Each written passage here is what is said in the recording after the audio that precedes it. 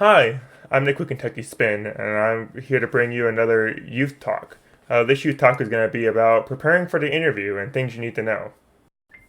So, the first thing when preparing for the interview is that you want to be prepared.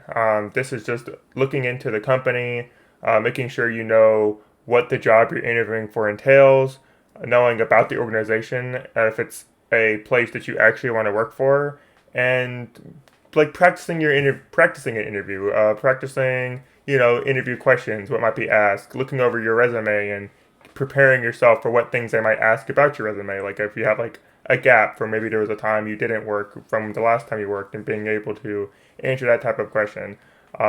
Just being prepared for what they might ask you during that interview and knowing how to respond to any off questions, that just so you know, that just so you're prepared and are able to have the interview go smoothly.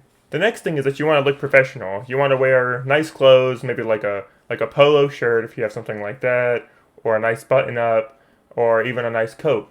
You want to make sure that you brush your hair, you want to have your teeth brushed, and take a shower before the interview. You want to look as nice and as clean as possible because you really want that first impression at that interview to be a good one. And also try to avoid really flashy clothes. Like don't wear like t-shirts that have like characters on them or slogans and things like that. Avoid really flashy jewelry. If you want to wear jewelry, that's fine. Just avoid like really like flashy and distracting looking piercings and things like that. Then you want to try to arrive to the interview on time. You want to be punctual. You want to get there on time, maybe a little bit early. And then once you get there, don't wander around the workplace too much. Just kind of when you go there for the interview, if they tell you to sit somewhere, just kind of sit there and wait patiently. You don't want to wander around too much and then not be able to be found when they need to find you. Also, once you get the interview scheduled in the first place, put it on a calendar and set up reminders. Maybe like a week in advance reminder, a day in advance reminder, just so you know, just so you remember days ahead of time that you do have that interview scheduled. Whether it's just being reminded that day you had the interview, you can like a week before or a couple of days before get a reminder on your phone or your computer letting you know, reminding you that you do have that interview coming up.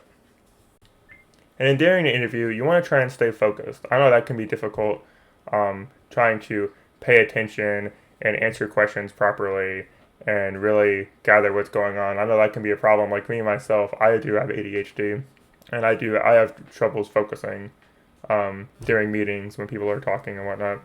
So I understand that that isn't an easy thing to do, but you want to try to stay focused. Also, maybe this might be a good time if that is something that might be an issue and you're comfortable disclosing it. You maybe want to share that with the interviewer. That's something I'll talk about a little more is disclosure in a little bit about talking about your disabilities. But you want to try to stay focused. You want to answer the questions that they ask you. You want to try to listen attentively. Make it seem like you're interested in the job and act like you want to be there. And then just be yourself. Just smile. Act like you like being there. Share your skills and experiences. If you have any hobbies, tell them about those. If there's any particular shows you like watching, and when it comes up, talk about it. Just you know, share things about yourself, and then as you talk a little bit about yourself, you might actually feel a bit more comfortable there, and they might be able to relate to something you like. Like if you like gardening, maybe one of the interviewers likes gardening or knows about gardening, or maybe if you like watching certain TV shows, they might like those shows too, and it can kind of help break that ice. And then if you do get the job when you're working there, you'll might feel a bit more comfortable because you know that there's people there who share the same interests as you as well. And lastly, for this youth talk, I want to talk a little bit about disclosure and what that is.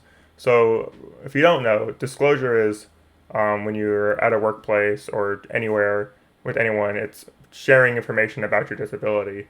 Um, and this is a very hard thing to give advice about. I have been asked by different people if they think they should share their disability when it comes to getting a job, and it's really hard to give a definitive answer on that because while I am comfortable sharing my disability with people because it's part of who I am and it's part of my life, and I am comfortable sharing that, it is important. It is important to know that, um, especially when it comes to getting a job, that while discrimination is a thing, and while it is illegal to discriminate. However, some businesses and some employers might not give you a job because you have a disability. They might come up with some other reason for it, or things like that. However, I do feel it is important too when you go to an interview, if it's not on your resume already. I think it's important near the beginning of the interview to go ahead and share that about you, either at the beginning or at the end. It can be at any point, but I recommend some point during the interview you should share that about yourself and let them know. Because the thing is that if it's going to, especially if it's going to affect your work ethic, if it's going to affect a certain way that you work, um, then they need to know that. Because if you're going and you're going to work somewhere where like if you go work at a factory and there's a part of that factory that has really loud noises and you're sensitive to sound, you need to let them know that, so that way when you are working there, they know not to send you to that part of the factory because they know that that you shouldn't be over there. So it's just good to let them know like that. Or like, I worked at a hotel for a really long time, and I'm very energetic. I have to always move around, and I let them know that during the interview that I had autism and it made me pace a lot. So they knew that I always showed up when I was needed to do something, but they always knew that if I wasn't at the front area, they knew that I was just walking around somewhere doing something else. So being able to disclose your disability and knowing your strengths and your weaknesses, because while your disability might affect certain parts of your work, it can also elevate other areas of your work ethic.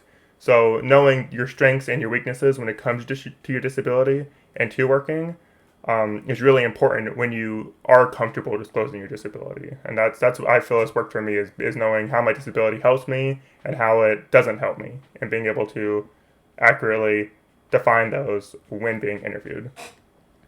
But anyway, that's all for this youth talk, and I'll see you next month for the next one.